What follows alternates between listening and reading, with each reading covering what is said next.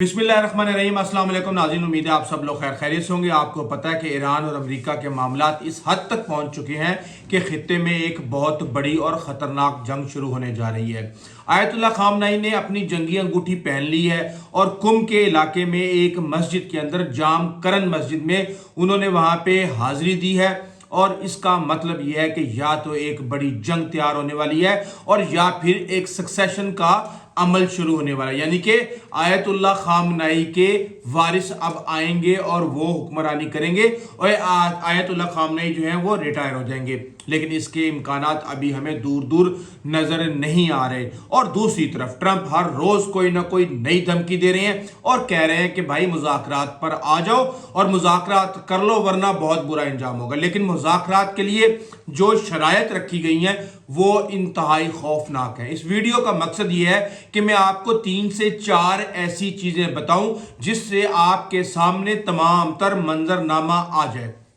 एक, इस वक्त खित्ते के अंदर जो सफारती महाज पे पस मंजर के अंदर क्या खुफिया डीलें चल रही हैं। दूसरे नंबर पे कौन सी ऐसी शरायत है जो कि ट्रंप मनवाना चाहते हैं।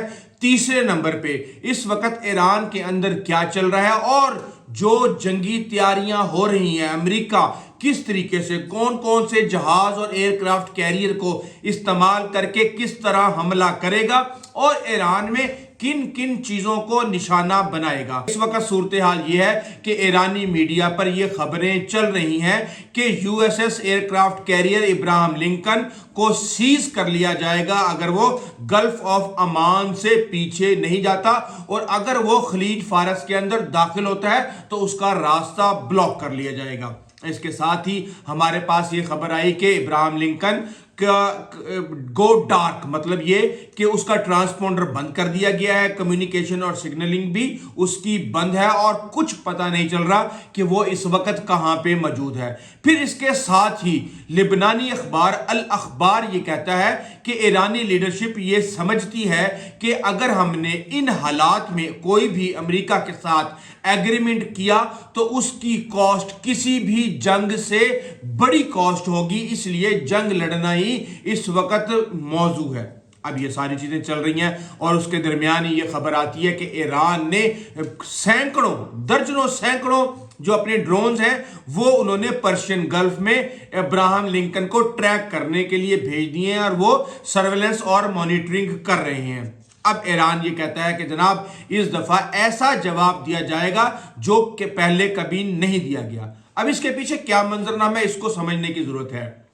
इससे पहले ईरान ने जब कभी भी जवाब दिया है ताखीर से दिया है और महदूद दिया है।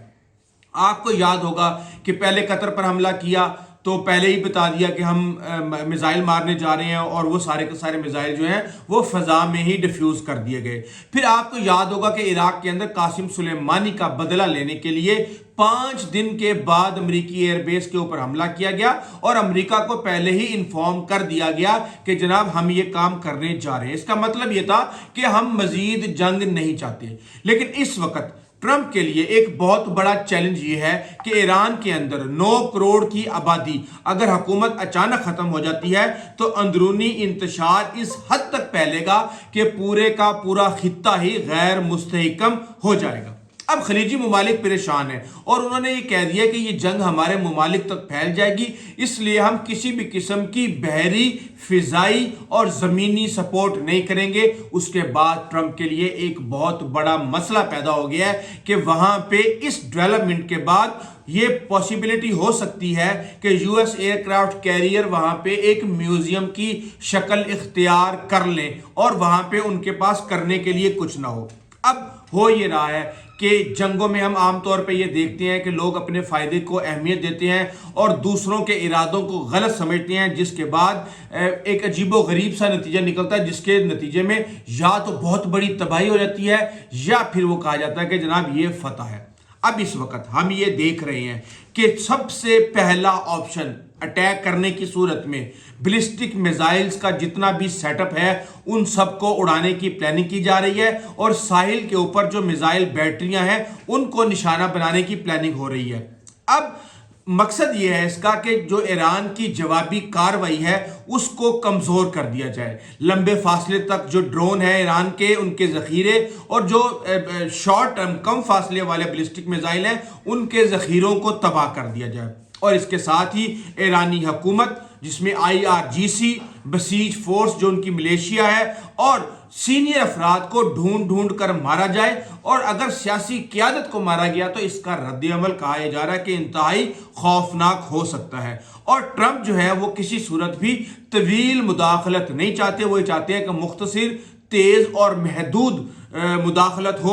और CNN ने ये कहा है कि जनाब, एक तो ईरान के लीडरों को निशाना बनाया जाएगा, दूसरा सिक्योरिटी ऑफिशियल्स को निशाना बनाया जाएगा, उनकी न्यूक्लियर साइट्स को निशाना बनाया जाएगा, और गवर्नमेंट के इंस्टीट्यूशंस को भी इस हवाले से निशाना बनाया जाएगा। अब हम ये देख रहे हैं कि रूस ने ईरान के बशर न्यूक्लियर प्लांट से अपना तमाम तर स्टाफ बाहर निकाल लिया है।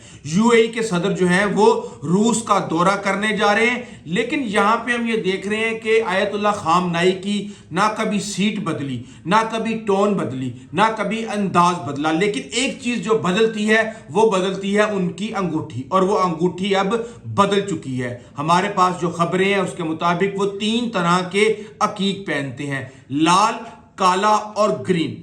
लाल का मतलब ये है कि बेसिकली इसका मकसद ये होता है कि स्पिरिचुअल साइकोलॉजी ऑफ पावर होती है ये, और इसके अंदर रेड का मतलब ये है कि शोहदा का खून, जंग और इस तरह की चीजें जो है ये रिफ्लेक्ट करते हैं। और जब कोई जंग या मार का लड़ना होता है तो ये लाल कलर की अंगूठी पहनी जाती है। इसके साथ ही काले रंग की अंगूठी जब पहनी जाती है उसका मतलब ये होता है कि ये खामोशी की आवाज है, गम है, कोई क्राइसिस है, कोई आफत आ गई है, सदमा और दुख के आलम में वो अंगूठी पहनी जाती है। और उसके साथ ही जो ग्रीन है उसको कहा जाता है स्टोन ऑफ इमाम, यानी कि ये उम्मीद की एक किरण है, और आमतौर पे ग्रीन ही पहना जाता है। लेकिन जब कोई इवेंट आता है तो ये अंगूठी चेंज हो जाती है, और अब जो खबरें हमारे पास आ रही हैं उसके मुताबिक ये अंगूठी चेंज हो चुकी है। अब आपको पता होगा कि लिंडसे ग्राहम इंतहाई शिद्दत पसंद उनको ये कहा जाता है जंगों के हवाले से और ईरान इसराइल के साथ पॉलिसी के हवाले से। उन्होंने ये कहा है कि मेरी ट्रंप से इस हवाले से बात हुई है और हमारा जो अल्टीमेट मकसद है वो है रिजीम चेंज। अब एक तरफ सऊदी अरब साइड पे हो गया, वो कहता है जी हमने अपनी फिजा भी नहीं देनी, हमने अपनी सरजमीन नहीं देनी ईरान के खिलाफ। UAE भी साइड पे हो गया। तो अब ऐसे में इनके पास आबनाए हम्स के अंदर एक तरफ ईरान ये कह रहा है कि मैं ऑयल की सप्लाई बंद कर दूंगा, दूसरी तरफ जो एसिड्स हैं अमेरिका के, अब वहां पे जो उनके एयरक्राफ्ट कैरियर है उसके बारे में मैं आपको बता दूं कि डेली का खर्चा उसका 8 से 9 मिलियन डॉलर है। यानी एक महीने एक गोली चलाए बगैर तकरीबन 1.5 बिलियन डॉलर इसके ऊपर खर्च होते हैं। अभी जो एयरक्राफ्ट कैरियर है ये न्यूक्लियर पावर्ड एयरक्राफ्ट कैरियर है, और इनके पास टोटल 11 हैं, और उनमें से एक जो है वो USS जेराल्ड R. फोर्ड जो है वो इलेक्ट्रोमैग्नेटिक कैटापुल्ट के साथ है, यानी कि बड़े से बड़े जहाज को वो जहाज का जो एक फर्श है उससे उड़ने में वो मदद देता है और वो हेल्प करता है। अब कहा जा रहा है कि जनाब एक जहाज और आ रहा है वहां पे अरेबियन सी के अंदर इसी सूरत हाल को डील करने के लिए, जो मुबैना तौर पे USS aircraft carrier George W. Bush हो सकता है। अब हमने लास्ट टाइम ये देखा था कि तमाम तर 60% मिसाइल एसिड जो हैं वो कतर से ट्रांसफर कर लिए गए थे जब ईरान ने लास्ट टाइम अटैक किया था।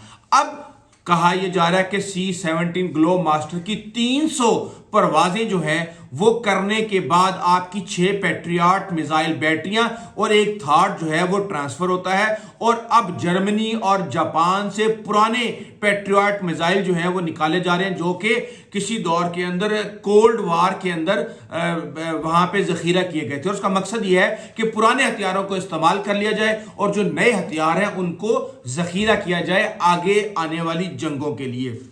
अब हमने ये देखा है कि यहाँ पे जो पैट्रियट मिसाइल है उसकी जो वो डिस्ट्रॉयर से चलता है उसकी कीमत है $28 मिलियन, और जो थर्ड का इंटरसेप्टर है उसकी कीमत है $4.7 मिलियन। और आपको पता है कि जिसको तबाह करना होता है यानी कि ईरानी ड्रोन शहीद 136, उसकी कीमत है सिर्फ $40,000। तो आप यहां पे बेशक जंग के अंदर उनके ड्रोन बिल्कुल तबाह कर रहे होंगे, लेकिन आप 500 एक हजार ड्रोन की कीमत का एक इंटरसेप्टर से एक ड्रोन तबाह कर रहे होंगे। तो ये जो आपकी इकोनॉमी होती है जंग के अंदर, ये इंतहाई मैटर करती है और इसी की बुनियाद पे लोग जीतते हैं। अब जो कॉस्ट ऑफ वार है अमेरिका को, उसमें हम ये देख रहे हैं कि एक तरफ जौहरी देखभाल है, दूसरी तरफ जेट फ्यूल्स है, तीसरी तरफ 7,000 के अमले का खाना पीना लॉजिस्टिक, ये सब कुछ जो है बगैर अटैक के भी एक महीने में $1.5 बिलियन के अंदर इनको पड़ रहा है। अब हमने ये देखा है कि सऊदी अरब और यूएई के बाद जब उनको तेल नहीं मिलेगा, वहां से किसी किस्म की हेल्प नहीं मिलेगी, तो यहाँ पे एक बहुत बड़ा मसला हो जाएगा। एयरक्राफ्ट कैरियर तो बेशक न्यूक्लियर से चलता है, लेकिन उसके साथ जो 8-10 घोड़े यानी बहरी जहाज मजीद होते हैं, डिस्ट्रॉयर, वो डीजल से चलते हैं और उनको हर 3 दिन के बाद डीजल चाहिए होता है। तो यहाँ पे अब ये कहां से डीजल आएगा? तो ये डीजल के बारे में ये कहा जा रहा है कि एक गुआम और दूसरा डियागो गार्शिया से अगर ये मामला तय करते हैं तो इनको 7,000 मील की एक फ्यूल की सप्लाई चेन को बनाना पड़ेगा, जो कि इनके लिए एक बहुत बड़ा मसला हो सकता है। अब इसके साथ ही हम ये देख रहे हैं कि ये एयरक्राफ्ट कैरियर जो है ये सिर्फ और सिर्फ डिटेरेंस के लिए है।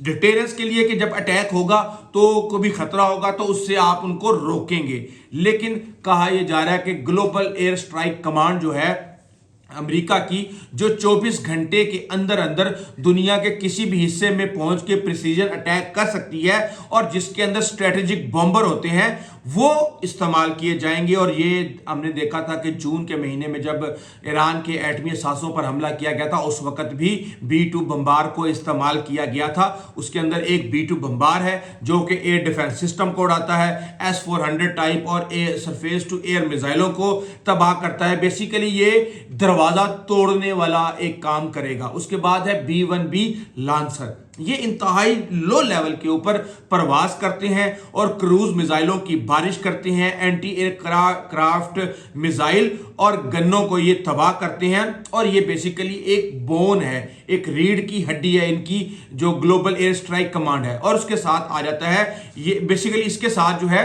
ये सैटेलाइट गाइडेड बम भी बरसाए जा सकते हैं। उसके बाद आता है B-52 स्ट्रेटो फोर्ट्रेस।